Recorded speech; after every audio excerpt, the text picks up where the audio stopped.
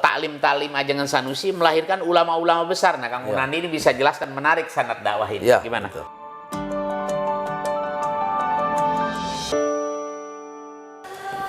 Yang pertama, ketika beliau sudah pulang dari Mekah Al-Mukarramah tahun 1915, beliau mengabdikan di Pondok Pesantren Cantayan. Itu sekitar 6 tahun. Jadi dari tahun 1915 sampai dengan 1921. Di sana melahirkan santri yang menjadi kiai. Di antaranya adalah Kiai Haji Masturo yang melahirkan Pondok Pesantren Al-Masturiyah. Masturiyah yang besar sekarang di Sukabumi. Nah, jadi beliau itu walaupun beliau ada di posisinya AII, PUI, tapi melahirkan tokoh NU. Nah, gitu. Kiai Masturiah itu murid adalah beliau. Murid beliau, gitu. Ya, ketika di Cantayan. Yang kedua, Kiai Haji Uci Sanusi, yang mendirikan Pondok Pesantren Sunanul Huda, gitu. Nah, itu diantaranya adalah murid-muridnya. Jadi ada banyak lagi yang lainnya. Dan karena beliau sudah mendapatkan predikat Ajengan Cantayan, akhirnya ayahnya menyuruh beliau untuk mendirikan pondok pesantren sendiri. Makanya beliau mendirikan Pondok Pesantren Genteng, melahirkan 170 santri, mendidik 170 santri dan melahirkan 170 ulama besar yang menyebar sejauh barat. Ya, di antaranya Kiai Haji Abdullah bin Nuh yang di Bogor, yang mendirikan Pondok Pesantren Al-Ihya dan Al-Ghazali di Bogor. Kiai Haji Abdullah bin Nuh yang mertuanya atau gurunya Husni Tamrin. Husni Tamrin. Mertua Husni Tamrin. Nah, juga beliau melahirkan Kiai Haji Yusuf Tajiri di Garut. Yusuf Tajiri itu yang mendirikan Pondok Pesantren Darussalam Wanaraja. Nah, itu waktu ini ada 170 santri dan semuanya jadi ulama, itu diantaranya itu. Dan selanjutnya karena beliau tahun 1927 sampai dengan 1928 ditahan, pesantren ditinggalkan. Dan tidak lama kemudian, bulan November tahun 1928, beliau dibuang ke Batavia Sentrum. Terjadi kepageman tuh pesantren. Tapi beliau juga menciptakan kader di Batavia itu beliau selama 6 tahun ya, dari tahun 1928. Kalau Pak Ruyat itu? Belum setelah itu. Setelah itu beliau kembali menjadi tahanan kota, dikembalikan ke Sukabumi.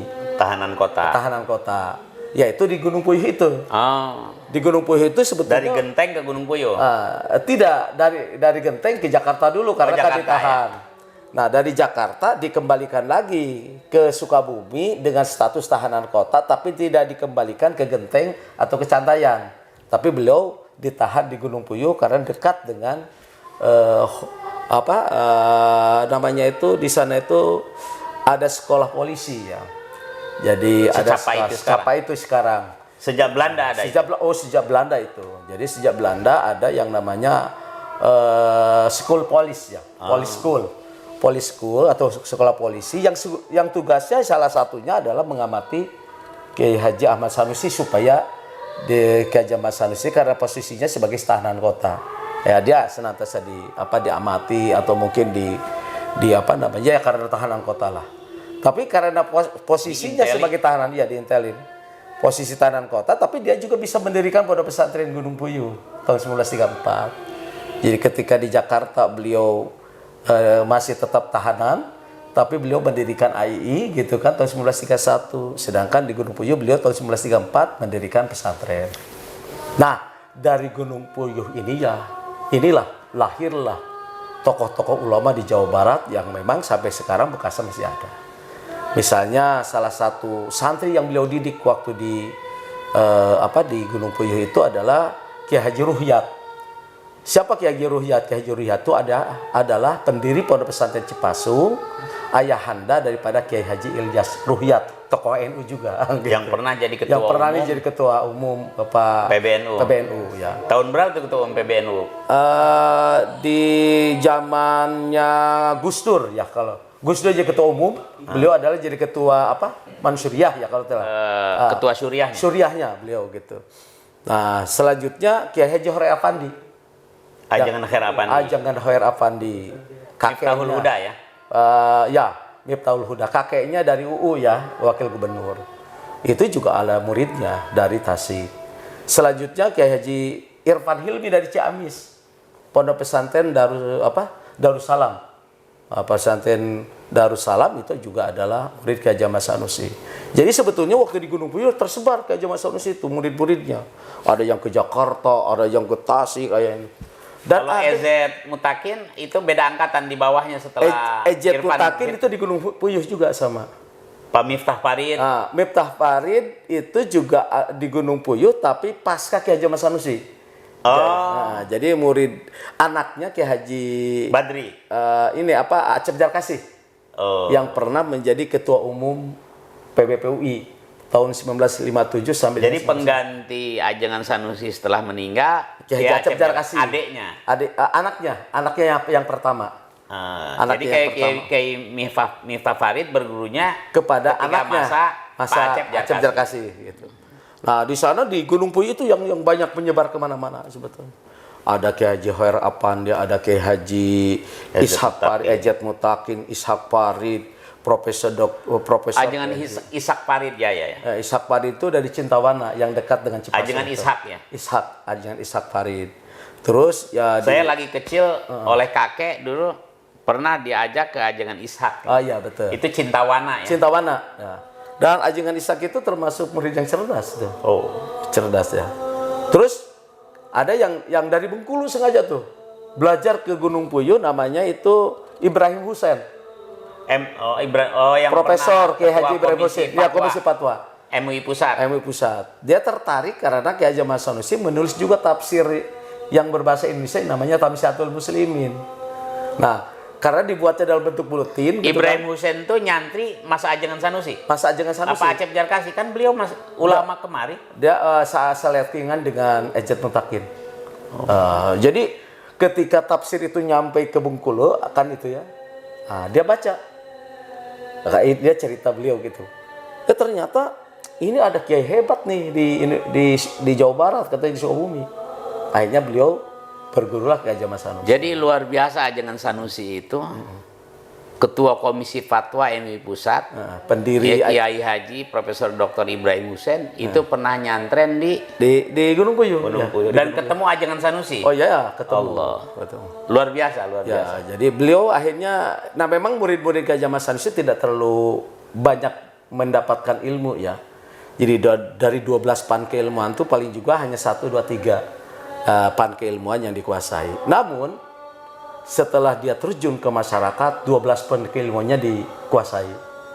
Makanya kata Kiai Haji Ahmad Sanusi melalui Kiai Haji Badi Sanusi, santri yang berhasil itu katanya santri yang mendapatkan ilmu sedikit, tetapi ketika beliau sudah mengabdi ke masyarakat, akhirnya ilmunya menjadi banyak. Karena diamalkan. Dan keberkahan sebetulnya ada lagi. Diamalkan menjadi berkah. Menjadi berkah gitu.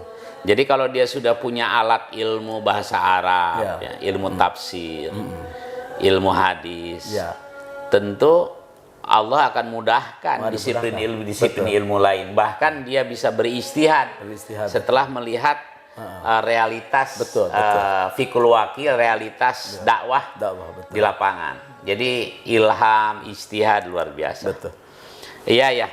Jadi itulah dari murid-murid Kiai Haji Ahmad Sanusi ya, Kiai Ahmad Sanusi yang luar biasa. Nah, kita ingin insya Allah PUI hari ini akan besar karena PUI pernah besar. Jadi kata ulama Malik bin Nabi, kalau ingin mengulang kejayaan Islam, mengulang kejayaan dakwah PUI, maka kita harus tiru bagaimana Ajengan Sanusi membangun dakwah. Kebayang nggak?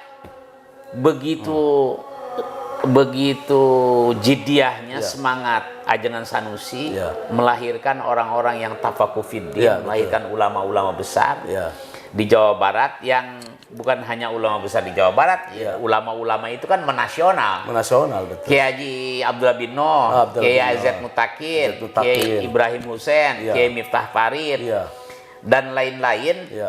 Bahkan banyak hal Kiai Miftah Farid itu dari Jawa Barat menjadi ulama nasional kapasitasnya. Betul.